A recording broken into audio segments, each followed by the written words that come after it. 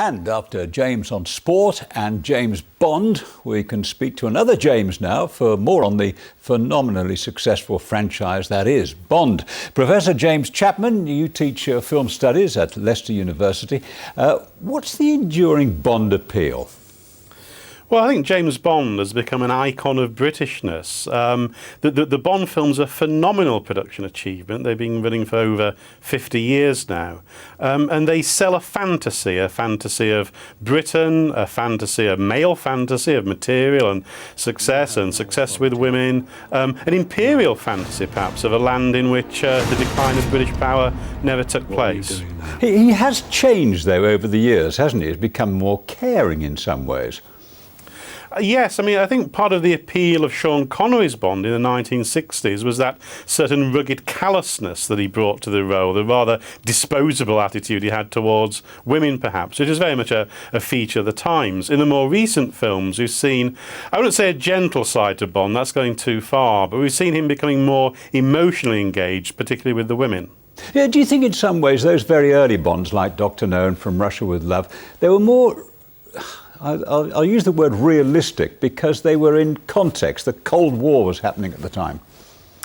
Well, the early Bond films are a lot closer to Ian Fleming's books, Dr. No, Russia with Love, Goldfinger, fairly close to the books and made only a few years after the books had been written, and the books are very much coming out of the ideological and geopolitical background of the Cold War. As the films went on and there was more of a distance, Fleming's plots became less relevant, certainly by the 1970s and 1980s, so the films went in a direction of their own. They became more excessive, more fantastical, and perhaps lost touch with some of the essence of Ian Fleming's character. Now, you talk about the famous Bond brand, which is exported around the world. Do you feel in some ways that brand is being corroded a little by blatant product placement? And I'll give you an example now. You know, former SAS types with easy smiles and expensive watches. Rolex? Amiga. Beautiful. I mean, great for Amiga, but what about for the audience?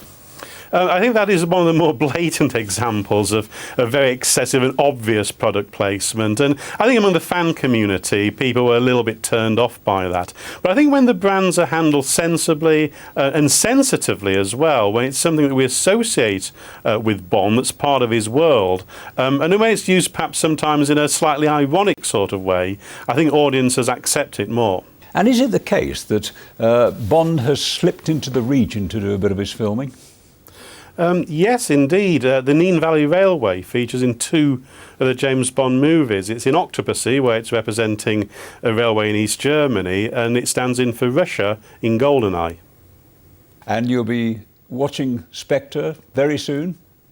Yes, I'm seeing it tomorrow at the Odeon, Leicester Square. You enjoy it. Thank you very much indeed, Professor Chapman. Thank you.